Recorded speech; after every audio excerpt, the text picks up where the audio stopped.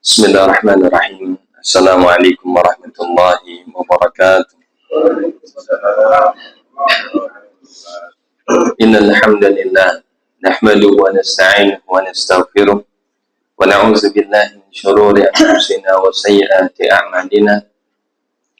Man yahdihillahu fala mudilla lahu wa may yudlil fala hadiya lahu. Asyhadu an la ilaha illallah wahdahu la syarika lahu wa asyhadu anna Muhammadan abduhu wa rasuluh. Ya ayyuhallazina amanu taqullaha haqqa tuqatih wa la tamutunna illa wa antum muslimun.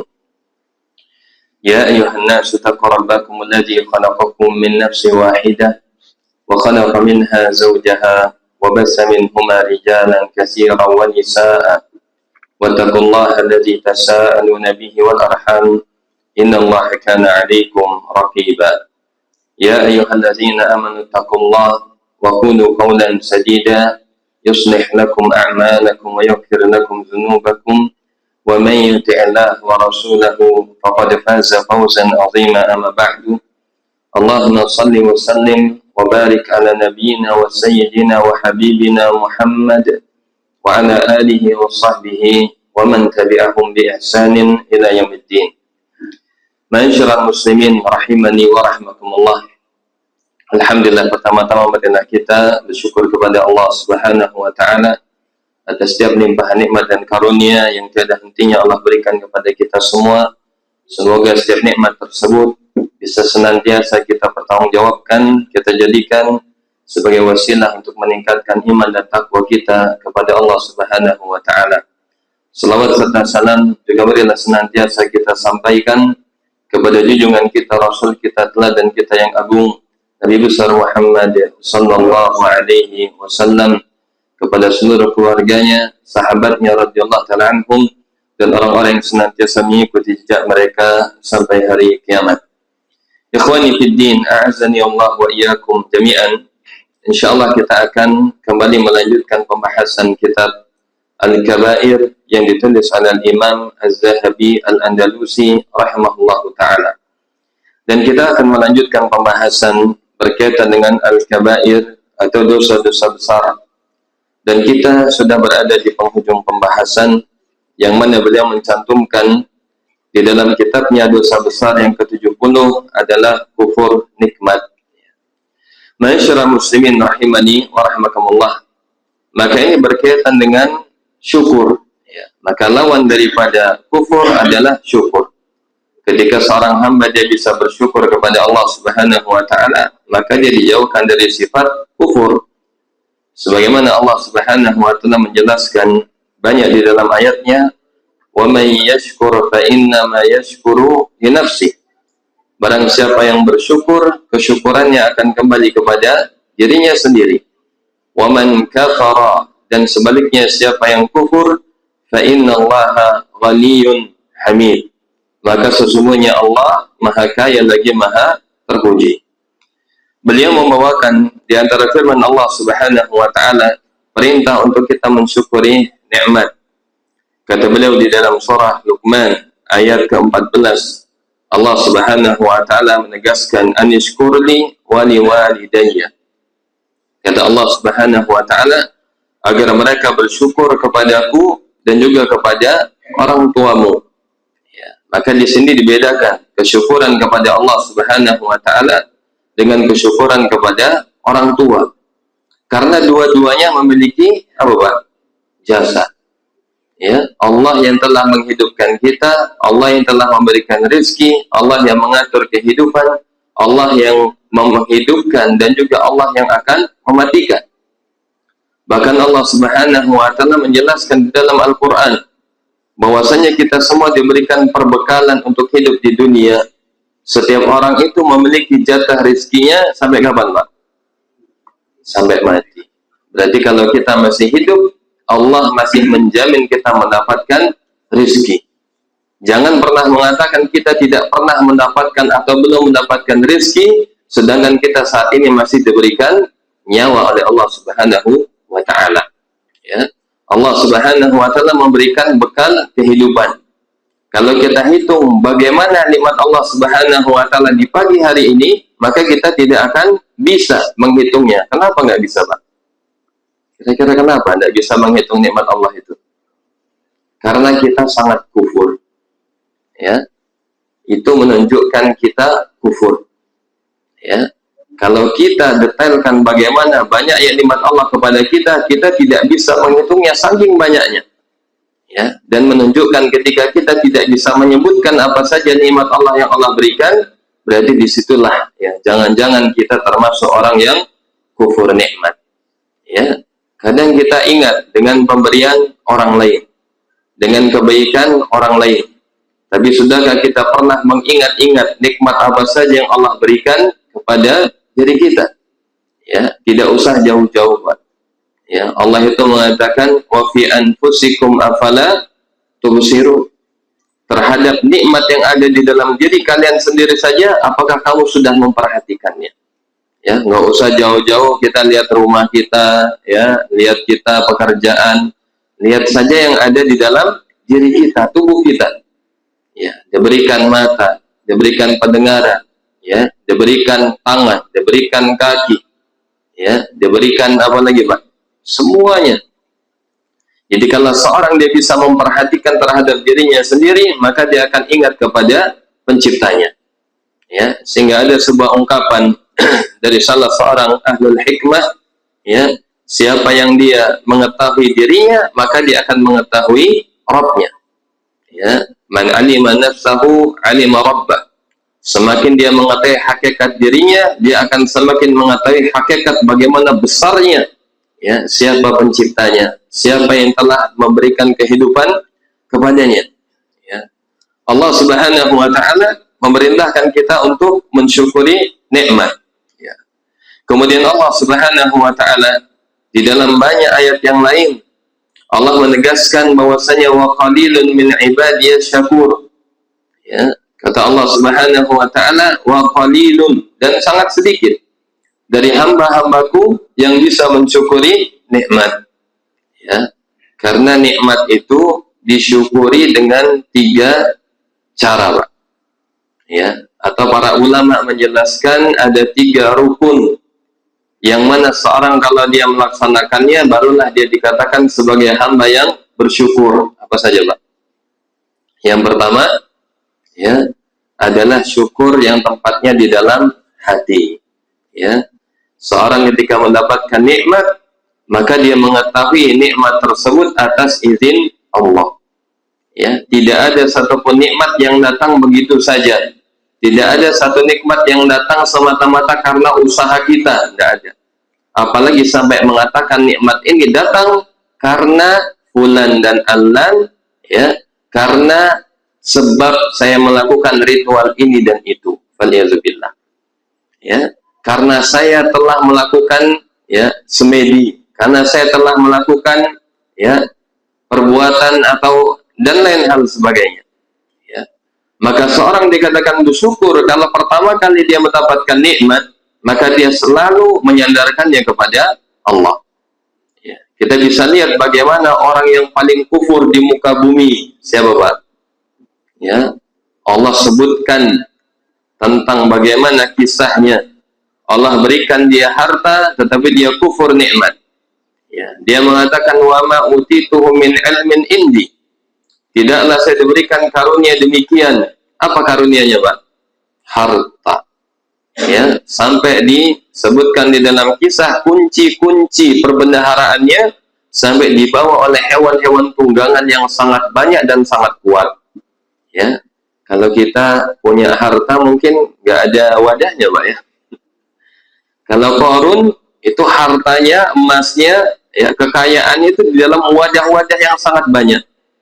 Ya, mungkin kalau sekarang itu ya mungkin apa ya, tempat penyimpanan emas gitu ya. Setiap negara biasanya punya. Ya, itu untuk mempertahankan apa, Pak? Nilai mata uang. Maka semakin dia banyak menyimpan emas, maka cadangan emas itu menentukan mata uangnya. Ya. Maka Qarun diberikan harta yang melimpah ruah.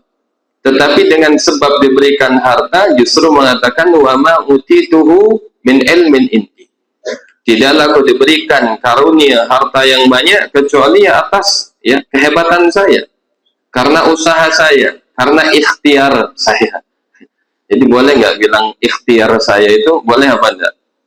Ya, ikhtiar kan artinya usaha, Pak ya, pilihan. Ya. Tapi kalau semata-mata dia menyandarkan kepada usahanya saja, ini termasuk kufur. Ya. Maka seorang jangan sampai dia menyandarkan kepada dirinya. Bahkan Nabi Shallallahu Alaihi Wasallam itu mengajarkan kepada kita di antara doanya apa? Wala takilni ila nafsi tarfata ainin.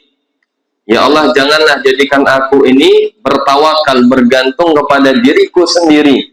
Ya, tanpa memohon kepadamu, tanpa berdoa kepadamu, meskipun hanya tarfata ain, meskipun sekejap mata. Luar biasa, Pak ya. Nabi mengajarkan kita jangan sampai bergantung kepada diri sendiri, meskipun hanya sekejap mata. Ya, artinya semuanya itu harus dikaitkan dengan apa? Ya, dengan kekuatan Allah, dengan izin Allah, dengan kehendak Allah Subhanahu wa Ta'ala. Begitu juga dengan Fir'aun. Ya, diberikan nikmat oleh Allah Subhanahu wa Ta'ala kerajaan. Ya, diberikan kekuatan. Akan tetapi dengan kekuatan kekuasaan justru menjadikan dia orang yang paling durhaka kepada Rabb-nya. Ya, dia mengatakan waqala ana rabbukumul a'la. Fir'aun mengatakan saya adalah Rabb kalian yang paling tinggi. Ya, dia menantang Allah Subhanahu wa Ta'ala. Bahkan dia ingin menjadi ya lawan, menjadi tandingan bagi Allah Subhanahu wa Ta'ala setelah diberikan nikmat. Ya, jadi nikmat itu berbahaya, Pak. Ya, kalau seorang tidak bisa bersyukur, maka justru dia menjadi orang yang paling kufur.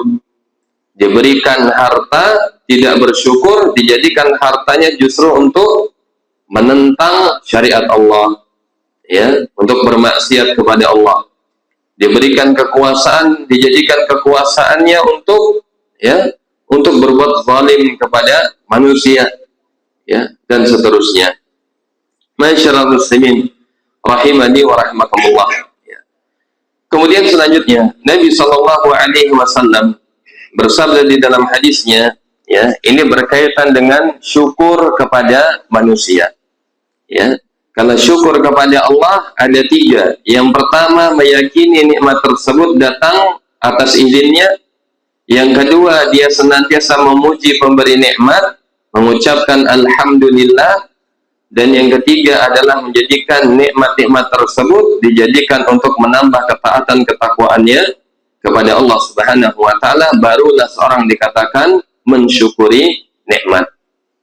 Ya, pertama hatinya, yang kedua lisannya, yang ketiga perbuatannya, maka semuanya mengarah, ya, dia arahkan, dia apa istilahnya, ya, dia betul-betul maksimalkan, ya, dalam rangka bertakwa kepada Allah Subhanahu wa Ta'ala.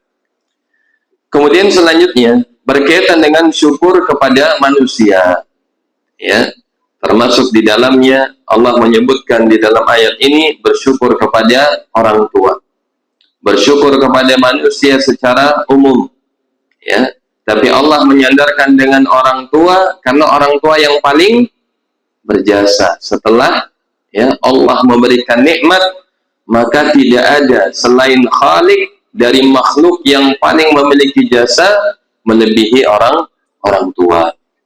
Ya, maka Allah sandarkan bersyukur kepada Allah dan bersyukur kepada kedua orang tua. Termasuk dalam hadis Nabi Sallallahu Alaihi Wasallam, kata beliau Sallallahu Alaihi Wasallam dalam hadis riwayat Abu Dawud, Nabi mengatakan la yashkurullah man la yashkurun nas. Tidak bersyukur kepada Allah orang yang tidak bersyukur, berterima kasih kepada manusia. Ya, jadi dikaitkan, Pak. Ya, orang itu termasuk dikatakan bersyukur juga kepada Allah kalau dia bisa menjadi orang yang pandai berterima kasih kepada manusia. Ya, masyarakat muslimin rahimani wa rahimakumullah. Berkaitan dengan berterima kasih kepada manusia, sebagian ulama salaf mengatakan kufur nikmat termasuk di antara dosa-dosa besar. Dan sebagai bentuk mensyukuri nikmatnya dapat dilakukan dengan membalas atau dengan memanjatkan doa. Jadi kalau dikaitkan dengan manusia, ya, maka syukur kepada manusia itu dengan dua cara. Ya, kalau dengan Allah Subhanahu wa taala ada berapa? Ada tiga. Kalau dengan manusia ada dua caranya. Yang pertama adalah membalas kebaikannya, yang kedua adalah membalas dengan doa. Ya, baru dikatakan dia berterima kasih. Ya, baru dikatakan dia telah menunaikan, ya, hak orang lain di dalam masalah syukur. Hal ini juga sebagaimana hadis Nabi sallallahu alaihi wasallam. Ya. Kata beliau sallallahu alaihi wasallam dalam hadis yang sahih, ya, dan dicantumkan oleh Al-Imam Ibnu Hajar Al-Asqalani di dalam kitab beliau Bulughul Maram. Ya. Kata beliau sallallahu alaihi wasallam, man wajada, ya, min akhihi khairan atau kama qala, siapa yang dia telah mendapatkan kebaikan dari saudaranya, fakafi'uhu, ya, maka balaslah dengan yang setara. Fa in lam tajidu ma tukafi'uhu, dan kalau kamu tidak mendapati apa yang bisa dilakukan untuk membalas kebaikannya, fad'u lahu, maka doakanlah dia. Ya, ini dicantumkan oleh Imam Ibnu Hajar di dalam kitab beliau. Ya, jadi syukur kepada manusia itu adalah syukur kepada Allah. Bedanya syukur kepada manusia dilakukan dengan dua cara. Ya, kalau dia memberikan makanan, maka balaslah dengan makanan yang serupa. Ya, itu minimal, Pak. Kalau bisa balaslah dengan yang lebih baik. Ya, kalau dia ngasih gorengan, kita kasih apa? Nasi goreng. Ya, lebih baik. Kalau dia kasih es teh, kita kasih es degan.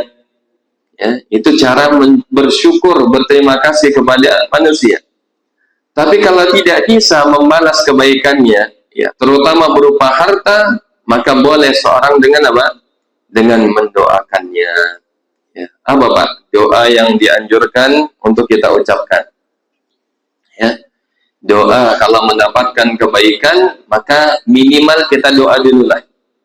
Ya, baru kalau memang bisa balasnya yang lebih baik atau minimal yang setara. Ya, Nabi mengajarkan kepada kita untuk mendoakan, ya, ketika kalian menerima sebuah kebaikan, maka balaslah dengan ucapan jazakallahu khairan. Ya, itu sudah doa yang luar biasa, Pak. Ya, itu doa dari Nabi sallallahu alaihi wasallam. Ya, kalau mengucapkan terima kasih gimana? Ya boleh. Ya, tapi kalau mau levelnya lebih baik lagi, ucapkan dengan doa. Ya, kalau terima kasih itu kan sekedar ungkapan aja. Tapi apakah mengandung doa? Enggak kan? Terima kasih itu apa artinya? Terima dengan penuh apa ya? Keredoan gitu ya. Dengan penuh kebahagiaan gitu. Ya. Tapi kalau dengan doa, ini adalah ibadah. Ya, bahkan ini sunnah Nabi sallallahu alaihi wasallam. Seorang yang mengamalkannya dia akan mendapatkan pahala, begitu juga orang yang didoakan dia mendapatkan kebaikan. Ya, jazakallahu khairan. Itu kalau satu orang laki-laki. Ya, kalau perempuan jazakillahu khairan, pakainya ki, anti. Ya, kadang kebolak-balik, Pak, ya. Ibu-ibu balas ke kita jazakillahu khairan, di perempuan. Ya, atau bapak-bapak kepada ibu-ibu jazakallah. Ini kebalik sebenarnya. Ya. Atau boleh seorang menggunakan dengan antum, jazakumullahu khairan, ini umum. Ya, jadi bisa laki, bisa perempuan. Ya, jadi kalau dhamir antum itu sebenarnya lebih fleksibel. Ya, jadi dia bisa mencakup laki dan perempuan secara umum. Ya. Jadi harus kita, Bapak, ya, kita hidupkan, ya, sunnah ini. Kalau dapat kebaikan dari tetangganya, ya, dari atasannya atau mungkin dari bawahannya, ya, ucapkan jazakumullahu khairan. Ini adalah doa yang seorang akan mendapatkan pahala di dalamnya. Ya, ini perintah Nabi sallallahu alaihi wasallam. Terkait dengan pemberian, dan ini sudah pernah sebelumnya kita bahas. Ya, terkait dengan pemberian secara asal, seorang itu tidak membutuhkan balasan. Ya, dia tidak membutuhkan balasan baik berupa materi maupun berupa doa. Ya, jadi motif orang memberikan sesuatu itu lillah. Ya, orang punya sesuatu, niatkan karena Allah. Jangan niatnya untuk dibalas. Ya, jangan niatnya untuk murni untuk didoakan, meskipun itu baik. Ya, karena Allah Subhanahu wa taala mengatakan di dalam Al-Qur'an, menyebutkan tentang orang-orang penduduk ahli surga, ahlul abrar. Ya, orang-orang ahlul jannah, ahlul bir dengan al-abrar, orang-orang yang baik adalah wa yut'imuna at-ta'ama 'ala hubbihi miskinan wa yatiman wa asira. Innama nut'imukum liwajhillah la nuridu minkum jazaa'an wala syukura. Ya, jadi di ayat yang lain Allah Subhanahu wa taala menyebutkan tentang sifat-sifat ahli surga.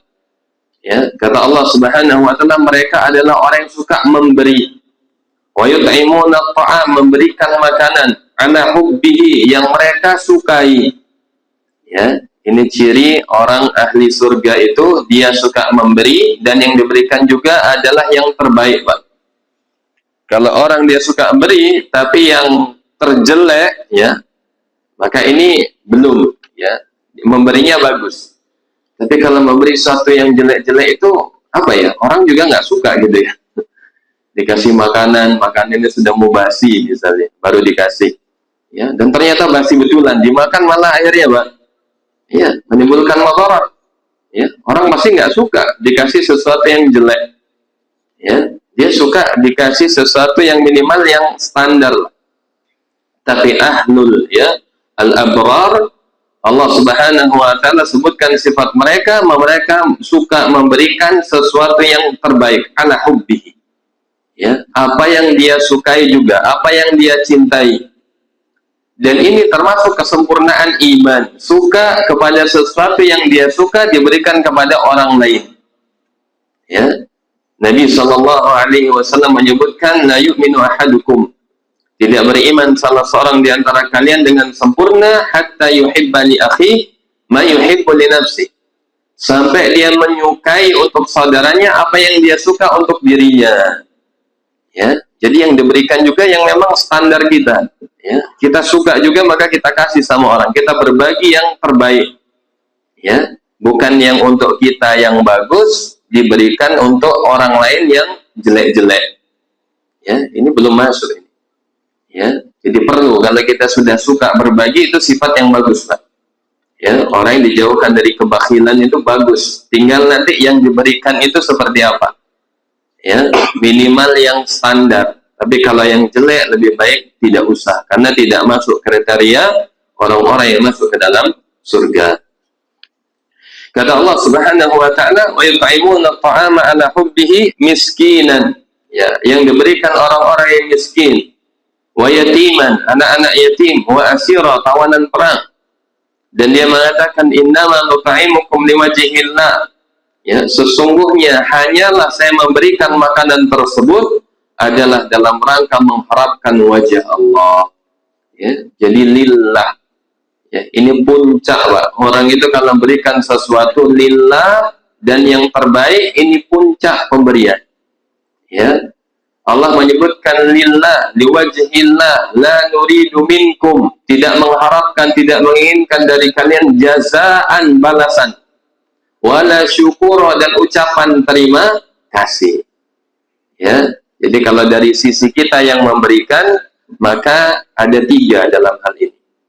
Ya, motivasinya adalah lillah, yang kedua yang diberikan yang terbaik, yang ketiga tidak berharap balasan dan tidak berharap ucapan terima kasih. Ini puncak orang kalau dia sudah level sedekah, level memberinya, ya, ini paling tinggi. Ya, jadi motivasinya lillah, tidak mengharapkan balasan atau, ya, terima kasih, dan yang diberikan adalah pemberian yang paling baik. Ya, masyarakat muslimin rahimani wa rahimakumullah. Bersamaan itu di sisi yang lain, orang yang diberikan sesuatu, ya, maka sebagai bentuk adab, ya, adalah dia berterima kasih. Jangan mentang-mentang, oh ini orang ikhlas ini, oh ini orang ini nggak berharap balasan, tidak berharap ucapan terima kasih, kemudian kita cuek. Ya. Maka kita tidak memenuhi etika, adab yang sudah diajarkan oleh Nabi Shallallahu Alaihi Wasallam. Ya, jadi ada adab pemberi, ada adab penerima.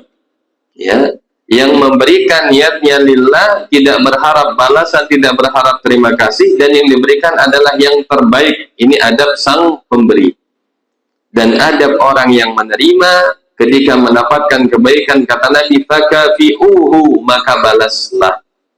Ya, kalau yang ngasih orang kaya, ya mungkin kita tidak bisa balasnya dengan yang serupa. Ya, maka solusinya adalah fad'ulahu, ucapkanlah doa kebaikan untuknya. Ya, ini bagaimana kalau kita melihat Bapak Ibu sekalian, ya, adab Islam ini sangat tinggi. Ya, sehingga kita diajarkan untuk memperhatikan ketika kita di posisi orang yang memberi, kita juga laksanakan adab-adabnya. Ya, ketika di posisi kita ini sebagai penerima, kita pun juga tunaikan. Ya, sehingga apa? Dua arah ini menjadi sesuatu yang indah, dan ini adalah syariat Nabi kita Muhammad Sallallahu Alaihi Wasallam. Ya, sehingga seorang dikatakan dia termasuk ke dalam, ya, orang yang menerima, dia katakan sebagai orang yang betul-betul bisa berterima kasih. Ya, dan Nabi mengatakan la yashkurullah man la yashkurun nas. Tidaklah dikatakan orang dia bersyukur kepada Allah yang tidak berterima kasih kepada manusia. Ya, jadi kita laksanakan, ya, adab-adab tersebut ketika sebagai penerima, dan ketika kita punya kelebihan harta, maka kita pun melaksanakan adab yang diajarkan ketika kita akan memberikan sesuatu. Wallahu ta'ala a'lam. Baik, Bapak Ibu sekalian rahimani wa rahimakumullah, mungkin ada pertanyaan dalam pembahasan ini. Kalau tidak ada, kita akan lanjutkan pembahasan berikutnya. Baik,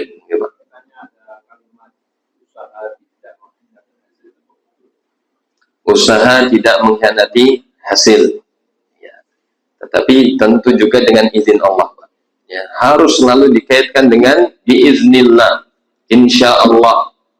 Ya, secara teorinya, ya normalnya apa ya bahasa kita itu, normatifnya pasti begitu. Ya, tetapi di tengah jalan apakah pasti? Tidak pasti juga. Ya, orang yang dia sudah betul-betul misalnya, ya, terlalu pede, ya, di dalam usahanya, ujung-ujungnya ternyata tidak mendapatkan, semua nanti kembali kepada, ya, kepada izinnya Allah Subhanahu wa Ta'ala. Itu secara teorinya demikian. Ya, al jaza'u min jinsil amal, bahkan disebutkan dalam, ya, sebuah ungkapan, ya, bahwasanya balasan itu sesuai dengan usaha, tetapi usaha itu juga harus melibatkan dua. Ya, usaha yang disebut adalah ikhtiar, betul-betul dia berusaha. Yang kedua adalah dia, ya, bertawakal. Ya, dia tetap butuh tawakal kepada Allah Subhanahu wa Ta'ala dengan dia menyandarkan urusannya, dengan dia berdoa. Ya, dia telah melakukan sesuatu dan dia berharap kepada Allah agar tujuannya dikabulkan.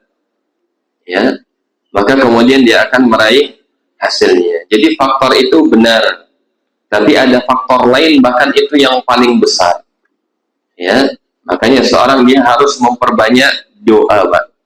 Ya, kita ini kebanyakan apa? Menjadikan usaha itu 99,9%. Doanya berapa? 0,01%. Kembali. Ya, harusnya kita perbanyak doa itu dan diiringi dengan usaha. Ya, karena yang bisa, ya, membolak-balikkan, yang bisa menjadikan itu terjadi, ya, semata-mata dengan izin Allah. Ya, iza arada syai'an an yakuna lahu kun fayakun, kan gitu ya.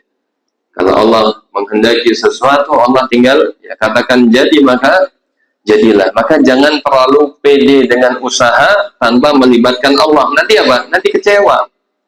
Ya, saya sudah berusaha, saya sudah kerja keras, tapi hasilnya begini. Kenapa? Bisa jadi kamu kurang berdoa. Ya, bisa jadi kamu terlalu pede. Ya, bisa jadi kamu terlalu sombong. sehingga tidak meminta kepada Allah. Ya, Allah menegaskan di dalam Al-Qur'an. Allah mengatakan wa qala rabbukum ud'uni astajib lakum. Ya, padahal Tuhanmu telah memperkenankan berdoalah, mintalah kepadaku, dan doa itu gratis. Ya.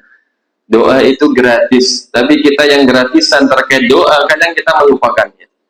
Ya, padahal Allah mengatakan berdoalah kepadaku, aku akan kabulkan. Innal ladzina yastakbiruna an ibadati sayadkhuluna jahannama dakhirin. Ya, orang yang dia tidak mau berdoa kepadaku, dia adalah orang yang sombong. Ya, sombong dia, Pak. Ya, dia terlalu menyandarkan kepada dirinya. Padahal dia tahu yang mengatur kehidupan ini, yang punya semuanya, alam semesta ini, yang punya yang kita minta adalah punya Allah. Ya, tapi dia melupakan Allah Subhanahu wa Ta'ala, maka Allah sebutkan mereka adalah orang-orang yang sombong. Ya, waliyazubillah. Ya. Jadi benar, usaha itu adalah salah satu faktornya, tetapi harus diiringi juga dengan berdoa, diiringi dengan tawakal, diiringi dengan apa? Ya, ibadah. Ya, bahkan Allah mengatakan di dalam Al-Qur'an, ya, di dalam surah At-Talaq, apa kata Allah? Wa may yattaqillah yaj'al lahu makhraja. Siapa yang dia takwa kepada Allah, diiringi ibadah, ya, diiringi doa, diiringi tawakal, Allah akan berikan baginya jalan keluar. Wa yarzuqhu min haitsu la yahtasib, dan Allah berikan rezeki dari arah yang tidak dia sangka-sangka. Ya, kita ini kadang terlalu pede. Ya, sudah bekerja keras, akhirnya apa? Ya, tidak terkabul, kemudian menyalahkan Allah. Kenapa ya Allah, saya sudah kerja keras, tapi kenapa nggak dikabulkan? Kenapa kamu nggak minta? Ya, terlalu pede. Ya, padahal yang punya ini Allah. Kalau Allah berkehendak, Allah tinggal kasih, dan itu sangat mudah. Ya, minta apa? Minta rumah kecil. Ya. Allah punya alam semesta, Allah punya dunia dan segala isinya. Ya, bahkan banyak yang Allah berikan dan kamu tidak pernah minta, tetapi selalu diberikan. Ya, makanya pernah ada sebuah riwayat dari Nabi Sallallahu Alaihi Wasallam, ya, untuk kita memperbanyak doa. Ya, bahkan ketika ditanya, ya, kenapa kita ya, harus meminta? Ya, karena yang tidak diminta saja Allah berikan. Ya, yang tidak kita minta di dalam doa-doa kita itu diberikan, Pak. Banyak orang minta sehat di rumah sakit, kita yang sehat nggak pernah minta. Kita lupa. Orang yang nggak punya kerjaan saat ini, nganggur, ya, sedang di PHK, dia minta sama Allah, ya Allah, gimana caranya supaya saya dapat pekerjaan lagi, anak istri, ya, bagaimana cara supaya mendidik nanti untuk sekolahnya, kebutuhan sehari-hari. Tapi kita yang diberikan, kita tidak pernah minta. Ya, jadi banyak hal-hal yang kita tidak memintanya, tetapi Allah sudah berikan. Ya, maka di dalam hadis tersebut Nabi Sallallahu Alaihi Wasallam mengatakan, ya, akan tetapi yang Allah berikan itu katsir. Ya, ternyata yang Allah berikan itu jauh lebih banyak dibandingkan yang kita minta di dalam doa. Terus bagaimana dengan orang yang tidak berdoa? Berarti sombong lagi. Ya, sesuatu yang dia minta, dia harapkan, ya, padahal itu sesuatu yang sedikit, yang diberikan Allah lebih banyak. Lalu bagaimana mungkin seorang dia meminta sesuatu yang sedikit dan dia tanpa, ya, bermunajat kepada Allah, dia cuma berharap, ya, dia pengen dapat ini, pengen dapat itu, tapi tidak pernah minta. Ya, maka ini adalah diantara bentuk kekufuran, diantara bentuk kesombongan, ya, kepada Allah Subhanahu Wa Taala. Faliyahzubillah. Allah Taala a'lam. Baik, Bapak.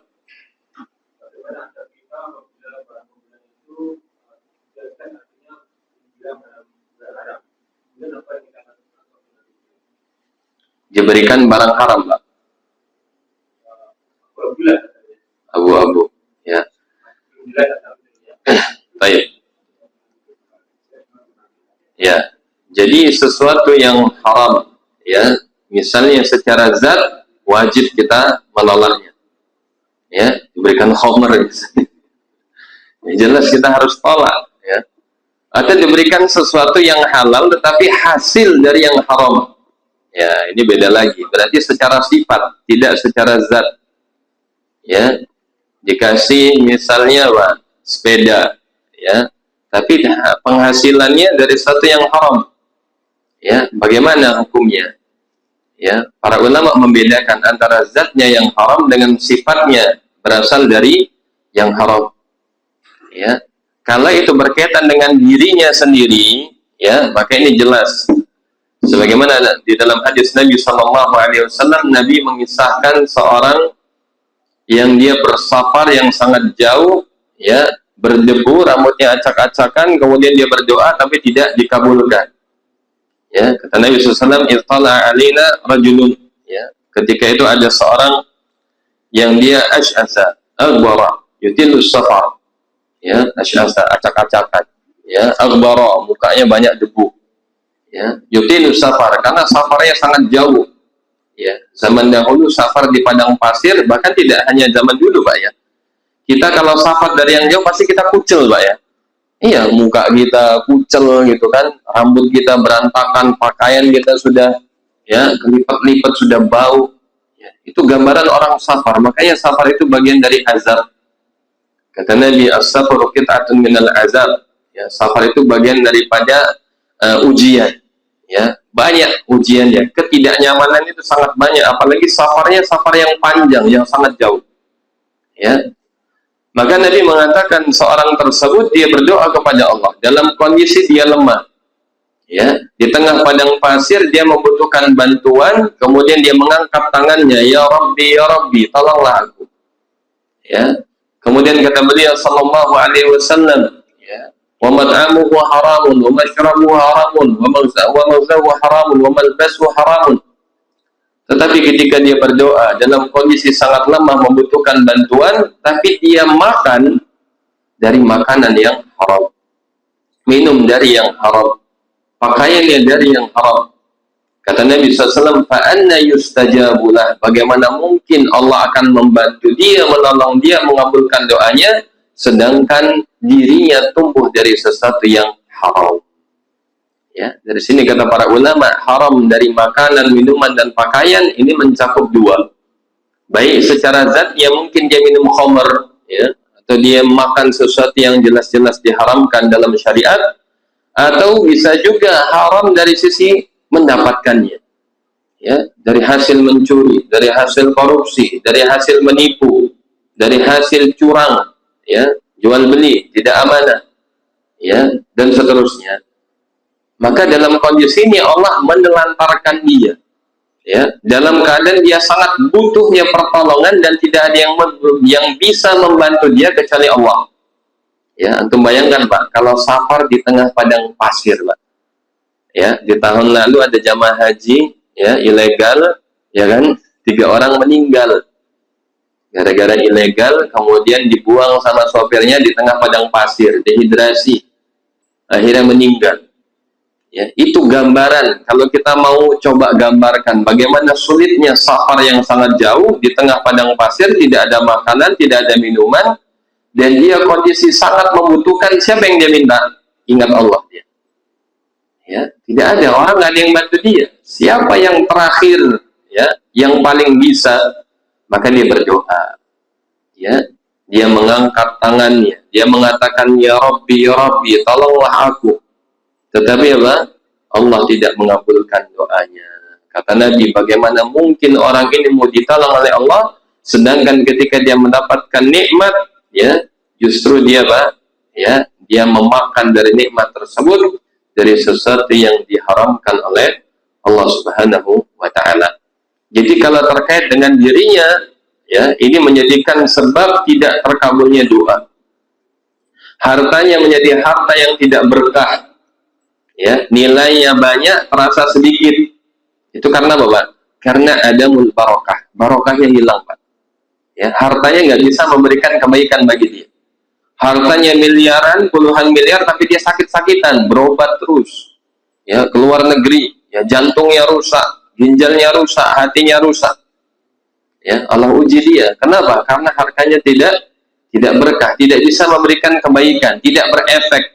Nilainya tinggi tetapi tidak berkualitas, anak-anaknya rusak, Ya, tidak ada yang berbakti kepada dia, menjadi anak durhaka. Ya, rumah tangganya ribut, nauzubillah, dengan tetangga bermusuhan, falyazubillah. Ya, sehingga hidupnya susah. Kenapa? Karena tubuhnya berasal dari sesuatu yang haram. Ya, falyazubillah. Kalau tadi ditanya bagaimana kalau diberikan kepada orang lain, ya, kalau kita tahu sebaiknya kita menolak. Ya. Ini uang panas, harta panas. Ya, jangan-jangan nanti kita kalau dia ketangkep kita kena akhirnya.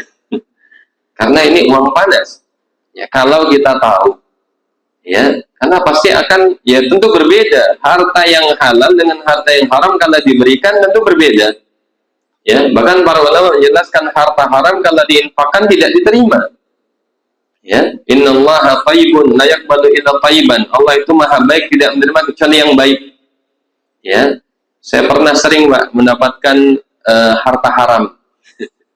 Loh, kok bisa terima? Ya.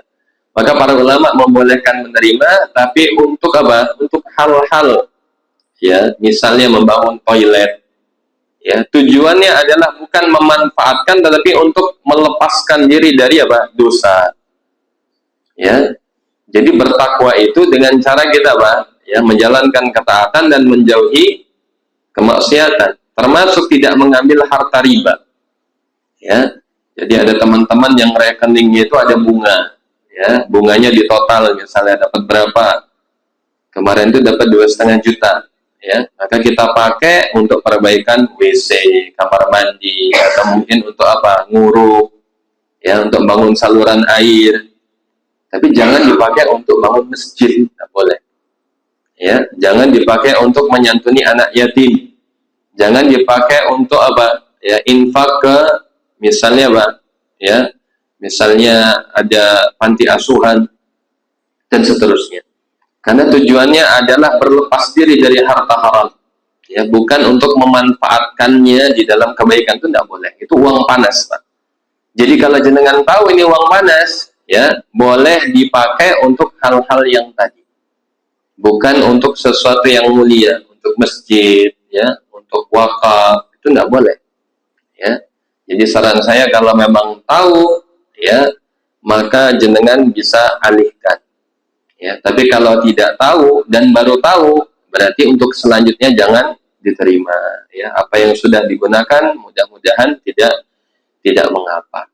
Ya, tentu berbeda Pak. Harta dari orang yang kerja keras, dia cari yang halal, dia bersabar di dalamnya, dia bersungguh-sungguh, tentu nilainya berbeda dengan orang yang mengambil dengan cara riba, ya, dari hasil kezaliman, dari hasil menipu kemudian diberikan kepada kita, tentu pasti pengaruhnya berbeda. Ya, Allah Taala a'lam. Baik.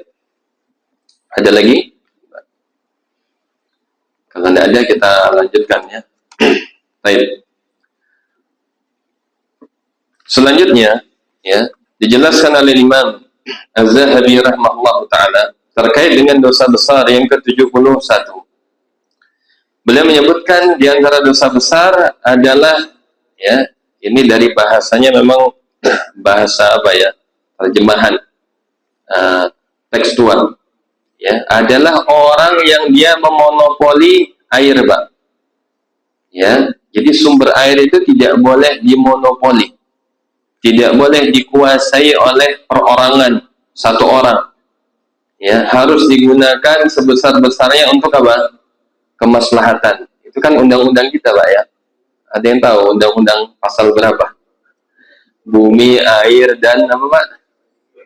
Seisinya digunakan untuk, ya, sebesar-besarnya untuk kemaslahatan lah gitu ya. Ya, jadi ternyata itu memang ajaran Islam, Pak. Ya, tidak boleh seorang itu dia mendominasi atau dia memonopoli hal-hal yang menjadi kemaslahatan umum. Ya, di antaranya yang paling besar adalah soal air. Ya, jadi betul. Jadi pendiri bangsa ini telah meletakkan pondasi itu. Ya, bumi, air dan seisinya itu harus dipergunakan untuk kemaslahatan. Ya, tidak boleh kemudian apa? Dimonopoli. Di sini beliau membawakan firman Allah Subhanahu wa taala dalam surah Al-Mulk ayat ke-30. Allah mengatakan, "Qul ara'aytum in asbaha ma'ukum ghawra faman ya'tikum bima'in ma'in." Kata Allah Subhanahu wa taala, katakanlah Muhammad, terangkanlah kepadaku, jika sumber air kamu menjadi kering, maka siapa yang akan memberimu air yang mengalir? Ya, karena air ini sumber kehidupan. Ya, Allah menegaskan dalam Al-Quran bahwasanya segala sesuatu Allah ciptakan dari air, bahkan kita pun juga dari air. Ya, dari air mani. Ya, tumbuh-tumbuhan diciptakan juga dengan air. Ya, Allah sering memberikan gambaran, lihatlah bumi yang tandus, kemudian Allah turunkan hujan, kemudian bumi itu menjadi hidup kembali. Ya, kita lihat musim panas, ya, rumput-rumput kering. Ketika musim hujan, ya, tumbuh lagi. Begitu juga di padang pasir, ya, kalau kita lihat di Saudi Arabia, ya, sekarang sudah mulai hijau, terkena air tumbuh. Ya, ini menunjukkan ya air itu memang Allah jadikan sebagai media, sarana untuk menumbuhkan segala sesuatu. Masyarakat muslimin rahimani wa rahmakumullah. Bahkan ya, kalau kita lihat juga ternyata memang kita ini sangat butuh kepada air, Pak. Ya, kita ini hanya bisa bertahan maksimal 3 hari. Ya, tidak minum. Tapi kalau tidak makan, itu masih bisa sekian minggu. 2 minggu, 3 minggu, masih tahan. Kenapa? Karena kita punya otot, punya lemak. Tapi kalau air tidak ada di tubuh selama 3 hari, ginjal rusak, racun-racun menyebar. Ya, itu yang mengakibatkan akhirnya seorang, ya, dia akan mati dengan cepat kalau dia kehausan. Ya, ini diantara hikmahnya. Kenapa air itu tidak boleh dimonopoli? Ya, karena air itu sumber kehidupan manusia dan sumber kehidupan hewan, sumber kehidupan tumbuh-tumbuhan. Ya. Dan Nabi Shallallahu Alaihi Wasallam juga pernah bersabda dalam hadis yang diriwayatkan oleh Imam Bukhari dan Muslim. Kata beliau, "La tamna'u fadlal ma'i litamtana'u bihil kalam." Ya, kata beliau, janganlah kalian menghalangi air, ya, untuk dimanfaatkan, karena berarti kalian menghalangi rerumputan dari air atau akan mematikannya. Ya, jadi Nabi melarang orang yang menahan air untuk sampai ke tanam-tanaman. Ya, dia punya air tapi dia tidak mau, ya, berbagi, terutama di dalam hal pertanian, Pak, ya. Misalnya dia punya sumber mata air, ya alirkanlah gitu. Orang air itu juga akan muter kok, gitu kan, ya. Artinya kalau dia mengalir, ya, insya Allah dia akan terus berputar. Ada sebuah podcast, ya, saya nonton itu, ya, ternyata air itu luar biasa, Pak. Ya, air itu hanya ada di bumi, Pak, ya. Ada nggak di luar planet-planet lain air? Ya, sampai saat ini kan belum ditemukan, ya, sebatas dengan kecanggihan teknologi. Ya, maka tidak ditemukan planet yang punya air kecuali hanya di bumi. Ya, tapi tahu nggak, Pak, air itu asalnya dari mana? Air itu sebenarnya dari mana? Apakah memang bumi itu sudah ada air atau air itu jatuh ke bumi? Ya, jadi ada sebuah kayak podcast gitu, ya. Tapi ini yang bicara orang Kristen. Ya, sekedar lewat saya lihat dia seorang ahli astronomi, ya, tapi dia Kristen gitu, unik gitu, ya. Dan dia menilai dengan pandangannya kalau air itu sebenarnya bukan asal bawaan bumi. Ya, bumi itu tidak ada zat-zatnya itu yang mengandung unsur H2O.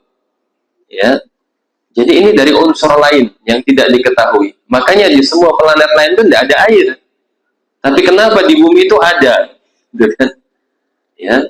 Jadi menurut beliau, ahli astronomi ini, air itu memang bukan berasal dari bumi, tidak asli bawaan bumi. Ya, tapi air itu berasal dari tempat lain yang tidak diketahui. Ya, itu kata dia. Ya, dia seorang profesor, ahli astronomi. Ya, tapi kalau kita lihat kepada ayat Allah, ya, Allah memang menegaskan wa anzalna minas sama'i ma'an. Ya, dan kami telah menurunkan air dari langit. Allah tidak mengatakan apa? Ya, air itu dari awan, bukan. Awan itu siklus, Pak. Ya, siklus dari adanya air kemudian menguap menjadi awan, kemudian ke laut, kan gitu, ya. Dibuat berputar, awan. air laut yang menguap, kemudian menjadi awan, naik ke atas gunung, kemudian turun lagi, masuk ke tanah, kemudian mengalir lagi ke bawah. Ya. Dan menurut ilmu pengetahuan, air itu tidak akan pernah habis. Dia terus dengan siklus itu. Ya, dia akan berputar terus. Jadi kondisi air itu tidak akan pernah hilang. Ya. Jadi air itu selalu ada. Ya, dan air itu asal mulanya adalah dari langit yang tidak diketahui. Ya, tapi Allah menegaskan adalah dari langit, bukan dari awan, karena awan itu siklus saja. Ya, tapi aslinya benar. Ya, jadi profesor itu mengatakan dia adalah dari sesuatu yang tidak diketahui. Ya, dan Allah menegaskan bahwasanya yang artinya kami menciptakan segala sesuatu itu dari air. Ya, Allah menegaskan juga di dalam Al-Quran bahwasanya Allah menurunkan air ke bumi yang tandus, kemudian Allah menumbuhkan apa? Tanaman-tanaman dan menjadikan apa? Makanan hewan ternak. Ya. Jadi bumi itu aslinya dulu tidak ada air. Ya, maka ketika Allah berikan kita ini rezeki berupa air, maka harusnya dia pun bersyukur. Jangan apa? Jangan sampai menghalangi air. Ya, karena tujuan air itu adalah sebagai sumber kehidupan, baik untuk manusia, untuk hewan, maupun untuk tanaman-tanaman. Ketika manusia tidak ada air, 3 hari dia mati. Ya, begitu juga tanaman-tanaman ketika tidak ada air dia akan mengering. Ya, maka dari situlah air itu adalah kemaslahatan karunia Allah yang sangat besar, sehingga tidak boleh dihalangi, tidak boleh dimonopoli. Ya, jadi benar sudah. Ya, pendiri negara kita membuat peraturan seperti itu, karena kalau sekarang air itu semua dikuasai mata airnya, akhirnya kita beli, Pak, ya. Sekarang aja kita beli kan, Pak. Zaman dulu kita bisa masak, Pak, ya. Ada yang masih masak kan, dulu pasti masak. Jadi air dari mana? Dari sumur, kemudian dimasak, terus diminum. Ya, keluarga saya di Sumatera, di Lampung itu masih kayak gitu, Pak. Ya, jadi sumurnya masih bisa dimasak. Ya, kemudian minum pakai air yang sudah dimasak. Ya, karena saya sudah terbiasa di sini nggak ada air masak kan, pasti semuanya beli air mineral. Akhirnya kalau pulang itu saya dibelikan air mineral karena udah nggak biasa lagi. Ya, air bau asap kan biasanya, bau asap, kemudian agak gimana. Tapi ternyata itu lebih sehat juga sebenarnya. Ya, karena bakterinya sudah mati. Ya, maka kita lihat wilayah-wilayah yang sekarang itu banyak dikuasai perusahaan air mineral. Ya, tanaman-tanaman ladangnya kering. Coba aja dengan lihat berita. Ya, di antara contohnya Aqua itu kan sudah lama menguasai. Ya, di daerah Jawa Barat di gunung-gunungnya itu banyak pabrik air mineral. Akhirnya apa? Yang bercocok tanam di atasnya kering. Kenapa? Sumber airnya diambil. Ya. Akhirnya Pak Deddy Mulyadi kalau nggak salah saya lihat beritanya, ya, akhirnya mendatangi ya tempat-tempat itu. Karena memang berbahaya. Karena sumber air semua diambil untuk dikomersialisasi, untuk dijual, akhirnya kita susah. Ya, kita nggak punya sumber air. Akhirnya kita bergantung ya dengan tadi kita harus beli dan seterusnya. Ya, Allah Taala a'lam. Ya. Kemudian selanjutnya Nabi SAW juga bersabda, la tabi'u fadlal ma'. Ya, janganlah kalian menjual belikan air. Ya, maksudnya ya tadi menguasai kemudian menjualnya. Bukan berarti kalau jualan air itu ya dilarang juga, ya enggak, Pak. Ya. Maksudnya menguasai. Ya, sampai kemudian air sumbernya menjadi kering. Karena apa? Ya karena tadi dibangun pabrik air mineral, akhirnya menjadi orang lain itu bergantung ya dengannya. Ya, Allah Taala a'lam. Kemudian selanjutnya beliau juga membawakan hadis Nabi SAW yang lain. Man mana fadlal ma au fadla kalaihi mana Allah fadlahu yaumal qiyamah. Barang siapa yang melarang orang lain untuk memanfaatkan air atau rerumputan yang lebih, maka Allah akan melarangnya dari karunia-Nya pada hari kiamat. Ya. Dalam hadis yang lain Nabi juga mengatakan ada 3 golongan, la yukallimuhumullah, yang Allah tidak akan mengajak bicaranya, wala yanzuru ilaihim, tidak akan melihatnya yaumal qiyamah pada hari kiamat, wala yuzakkihim walahum azabun alim. Ya, ya, tidak akan mensucikannya dan baginya azab yang pedih, ya. Kemudian Nabi menyebutkan yang pertama adalah seorang laki-laki yang menguasai air, ya. Beliau menyebutkan menguasai air di padang pasir dan dia melarang para musafir untuk memanfaatkannya, ya. Jadi dia menguasai dan dia tidak memberikan, ya. Maka ini termasuk orang yang disebutkan dalam hadis, dia tidak akan diajak bicara, tidak dilihat, tidak disucikan, dan tidak akan, ya, diampuni dosanya, baginya azab yang pedih.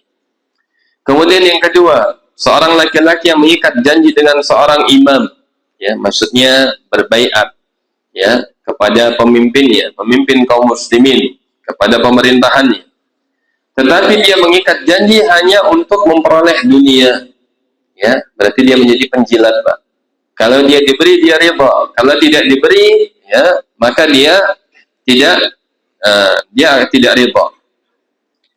Kemudian yang ketiga, seorang laki-laki yang menjual barang dagangan kepada orang lain setelah waktu asar dan dia bersumpah atas nama Allah bahwa dia telah benar-benar membeli barang tersebut seharga sekian dan sekian. Ya, ini termasuk apa? Larangan orang bersumpah palsu di waktu asar.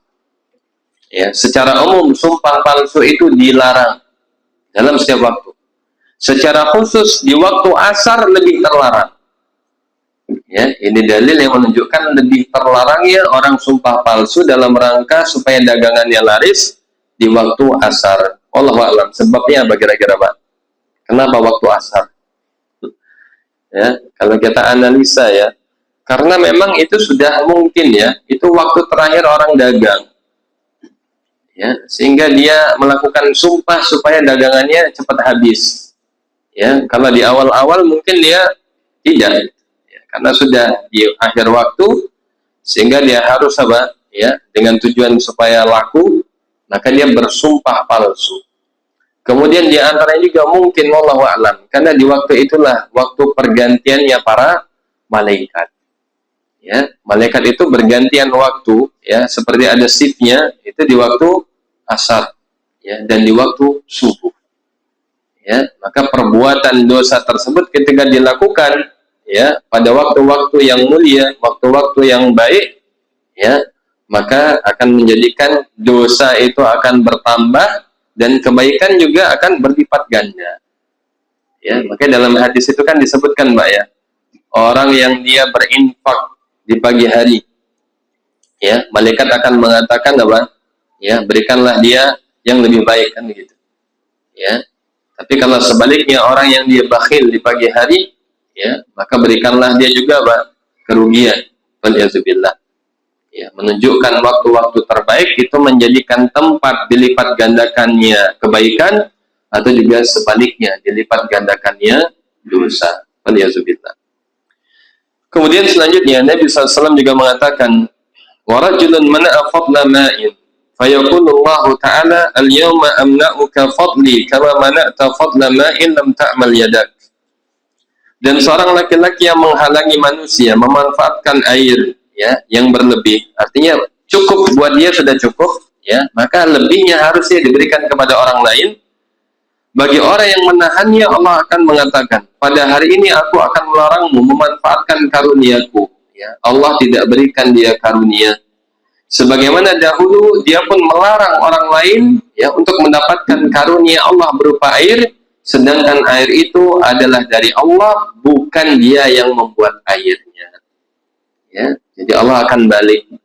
Ya, ketika di akhirat dia akan dihalangi dari karunia, sebagaimana dahulu dia menghalangi, ya, nikmat yang Allah berikan kepada manusia, tetapi kemudian dia menghalanginya. Ya, waliyadzubillah.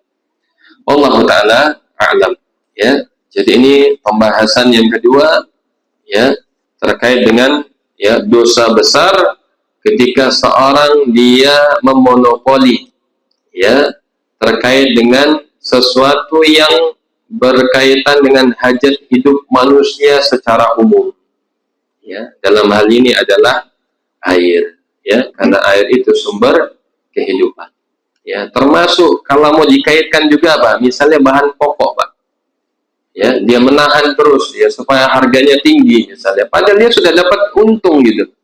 Ya, kalau dia jual, dia sudah bisa makan, dia sudah bisa menghidupi dirinya. Tapi kemudian dia tahan dalam rangka apa? Ya, supaya harganya melambung tinggi. Ya, dia menimbun barang. Akhirnya terjadi kelangkaan. Akhirnya banyak orang yang kelaparan. Ya, maka ini termasuk juga nanti orang-orang yang akan terhalang dari karunia Allah, dari rahmat Allah. Ya, maka di dalam Islam tidak boleh menimbun barang, itu tidak boleh, Pak. Ya, apalagi itu barang yang hajat hidup kehidupan manusia. Ya, kalau seorang sudah dia dapat untungnya, ya, sudah bisa memenuhi kebutuhannya, maka haram hukumnya, Pak, menimbun. Ya, dan ini biasa dilakukan, ya, mungkin orang yang pemasok gitu ya, tengkulak ini hati-hati. Ya, terkait dengan hajat hidup orang banyak, maka ini akan menimbulkan dampak, ya, bagi kemaslahatan manusia, maka hukumannya juga berat. Ya, ini termasuk perbuatan dosa besar. Waliyadzubillah. Baik, sampai di sini. Kalau ada pertanyaan lagi, falyatafaddal mashkura. Ya, monggo, Pak.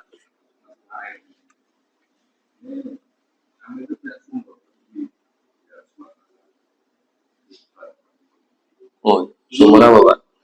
Sumur itu dimanfaatkan tangga kami itu orang Batu.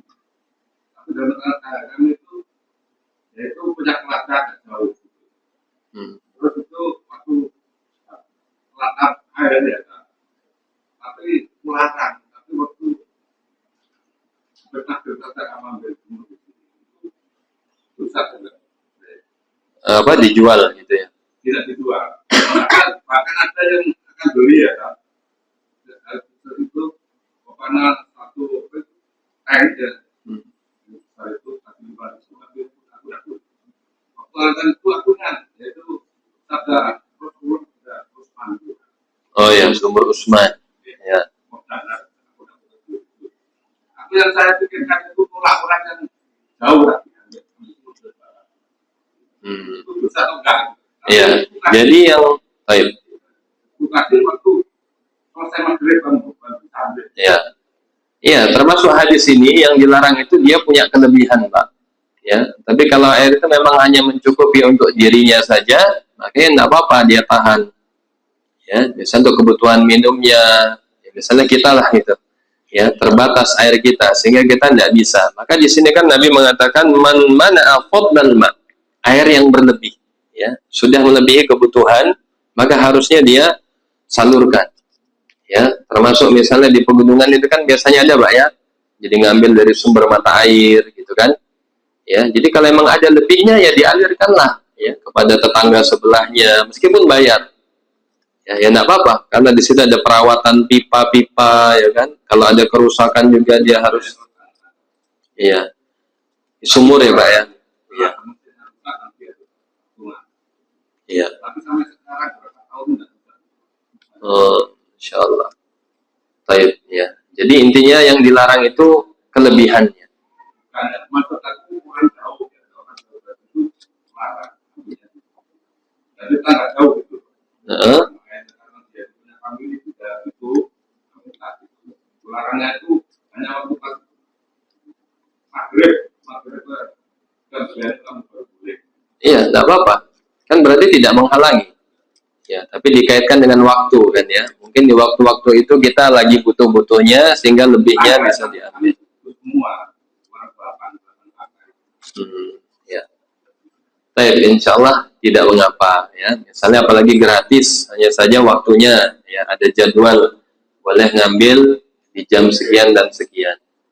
Ya, insya Allah tidak mengapa. Ya, sama. Saya waktu di Tengger itu, Pak, 1 bulan di sana itu. Ya, karena kan mereka nggak ada sumur, semuanya dari sumber ya, dari pipa-pipa. Ya, bayangkan kalau orang itu nggak dapat bagian air, bagaimana? Ya, MCK-nya nggak bisa. Ya, jadi mengandalkan betul-betul pipa air itu tadi. Ya, nggak bisa MCK, nggak bisa untuk nyiram apa sayur-sayuran, nggak bisa. Ya, nggak bisa minum. Ya, makanya ketika ada kerusakan, kita rame-rame perbaikan pipa, cari sumbernya lewat lembah-lembah itu, bawa pipa-pipa besar. Ya, kalau memang bayarnya adalah karena kebutuhan, memang ada perbaikan, menggunakan pipa, ada pengaturan, ya ada petugas, ya enggak apa-apa. Tapi kalau memonopoli dalam arti dia ada lebih air, nggak mau berbagi, sehingga orang lain menjadi madarat. Ya. Nggak bisa dia makan minum, nggak bisa dia bersuci, nggak bisa menyirami tanaman. Ini kan madaratnya besar sekali. Ya, makanya di sana itu saya lihat dia punya kelompok gitu kan.